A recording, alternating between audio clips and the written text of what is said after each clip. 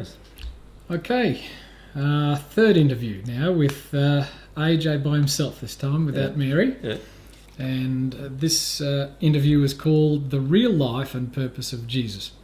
A born-again Christian can still pray to God with a sincerity, and you say they can still receive divine love even though they may have a misinterpretation of the doctrine.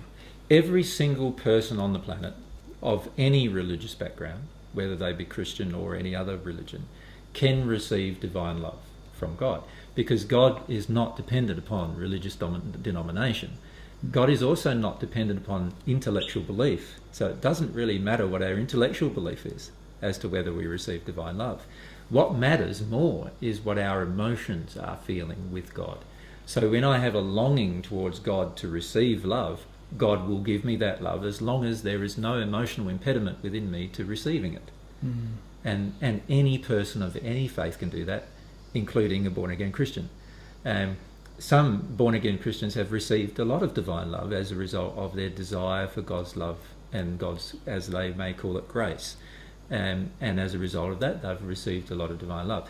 Unfortunately, what happens eventually, though, truth catches up with us, or a lack of truth catches up with us, where we believe we have received it because of certain things, and that false belief prevents us from receiving more until we release that belief.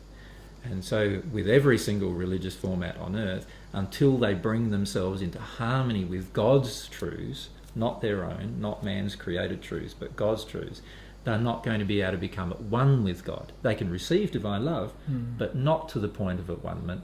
To become at one with God, you have to have God's truth in you. And that's very different than having man's truth in you, or some kind of denominational truth in you. Yeah.